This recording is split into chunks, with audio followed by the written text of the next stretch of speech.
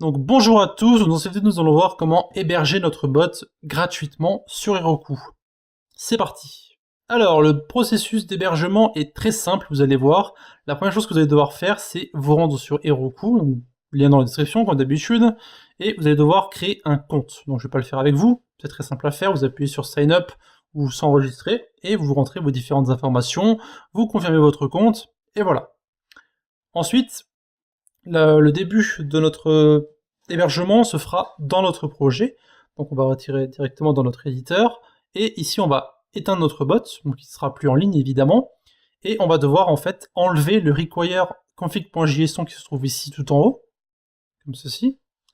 Et nous allons vider notre XP ici et notre monnaie aussi, afin de les réinitialiser en fait. Bien sûr, vous pouvez les importer directement, hein, si jamais ils sont pleins, vous pouvez les importer directement depuis une base de données, mais il faut savoir que de toute façon, les gens ne pourront pas récupérer les données si facilement depuis Heroku. Donc maintenant, ce qu'on va faire, c'est qu'on va, vu qu'on a enlevé notre config.json, on va devoir créer un nouveau fichier, qui va être en fait un .gitignore, parce que le système d'Heroku utilise un système qui est similaire à GitHub. En fait, on va devoir créer des commits, etc., tout comme GitHub, mais notre projet ne sera pas vraiment disponible sur GitHub. Voilà. Donc ici, on va ajouter plusieurs fichiers.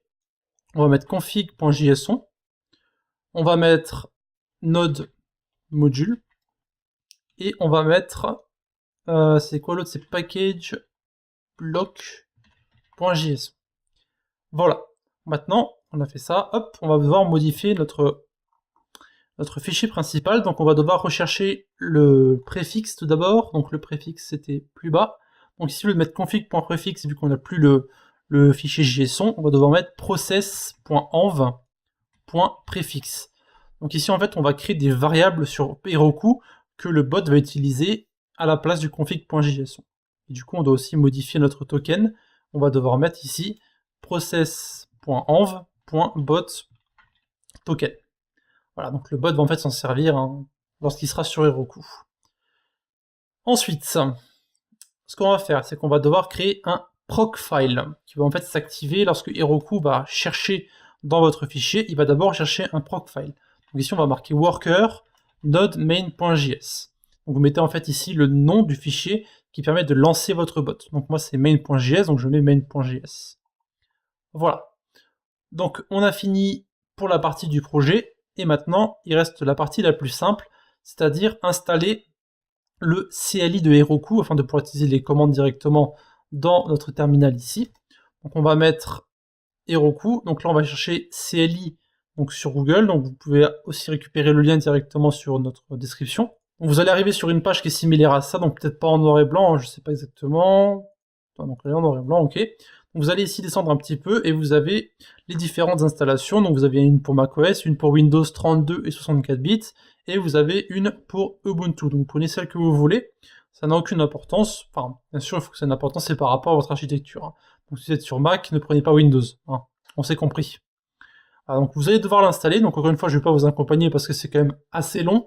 Donc mettez la vidéo en pause et vous appuyez 2 fois sur Next, et la vidéo va s'installer toute seule.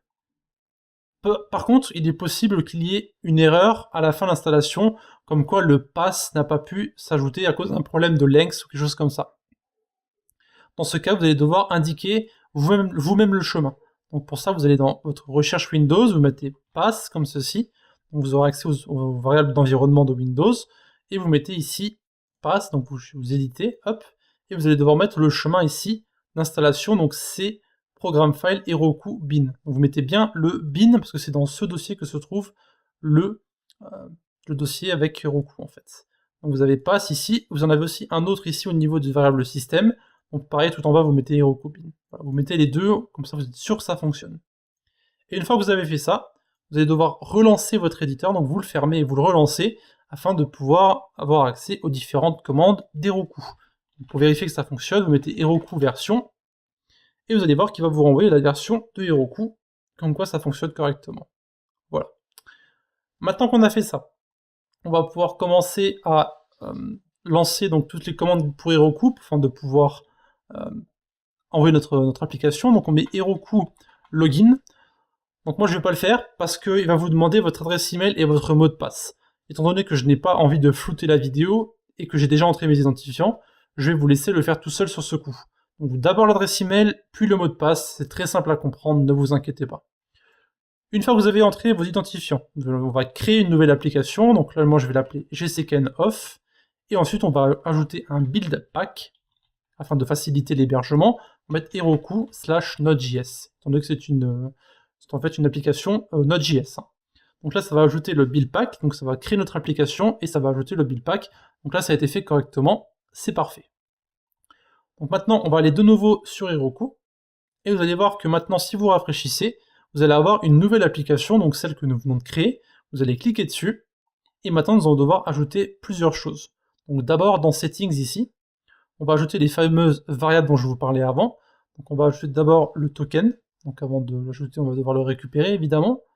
Donc config.json, ici on va le récupérer le token. On met le token à l'intérieur.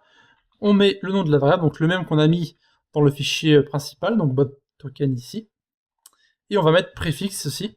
Donc le préfixe par défaut, ça sera le point d'exclamation. On ajoute, voilà. Donc ça c'est bon pour les variables. Et maintenant, on va devoir suivre le tuto de Heroku en fait pour le déploiement. Donc Heroku Git. Donc on a déjà fait le Heroku Login. On va devoir faire un git init ici. Donc on fait git init. Voilà. Donc on vérifie bien que config.json, package lock et node module ne sont pas à l'intérieur. Voilà.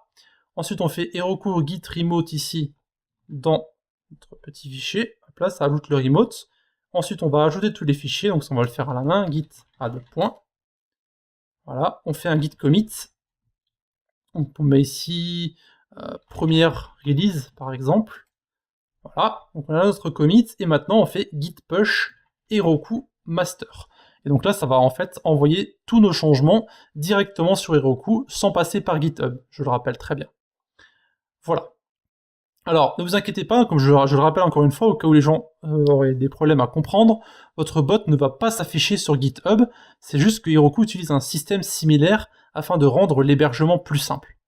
Donc ici, une fois que le build est terminé, on va aller sur notre application. Donc on va aller ici sur notre bot, donc on peut voir qu'il y a un problème au niveau du login. Donc ce qu'on va faire, c'est qu'on va aller sur notre bot, on va regarder ce qui ne va pas, donc on va aller sur More, on va regarder les logs, on va regarder c'est quoi l'erreur. Donc là on va mettre, alors, starting process with command npm start, state change, ok, donc là l'erreur est très simple, vous allez dans ressources ici, vous allez appuyer sur le stylo pour éditer, on va enlever le npm start et on va mettre ici worker. Parce qu'en fait, si vous vous rappelez, plus tôt, on a créé un fichier avec worker node main.js et ça a en fait permis permettre de lancer notre bot. Donc ici, si on va sur notre Discord, maintenant, vous pouvez voir que le bot est bien connecté, et qu'on va de nouveau sur les logs, vous pouvez voir que le bot est bien en ligne maintenant. Donc si vous avez une erreur, vous allez directement dans les logs, et vous regardez c'est quoi l'erreur, et vous la corrigez, puis ensuite vous pouvez simplement renvoyer les différents changements. Donc là, si vous faites un changement dans votre fichier, vous pouvez faire git add point, git commit, et vous pouvez simplement faire un git push, et ça va pusher en fait tous les changements vers Heroku. Voilà, donc moi par exemple, vous pouvez simplement aller sur votre bot et vous pouvez taper les commandes, donc vous pouvez mettre cat, voilà, donc dog. Voilà, vous pouvez utiliser les différentes commandes, donc là évidemment il n'y a pas d'image de dog. Donc il n'a pas envie d'envoyer des images de dog, peut-être que l'URL a changé, j'en sais rien. En tout cas, ça ne va pas envoyer d'image de chien. Tant pis en tout cas. Donc cat, voilà, donc on a plein d'images différentes qui sont disponibles. Donc vous pouvez ici utiliser votre bot comme vous le feriez localement, sauf qu'ici le bot ne va pas cracher, vous pourrez le laisser en ligne, donc une fois de temps en temps. Oh, pardon. Voilà. Donc ce sera tout pour l'hébergement de notre bot. Donc d'ailleurs ça indique aussi la fin de notre série sur Discord, mais nous allons cependant en commencer une autre qui va toucher aux fonctions et aux commandes qui sont beaucoup plus avancées. Donc n'hésitez pas à nous rejoindre sur notre nouvelle playlist.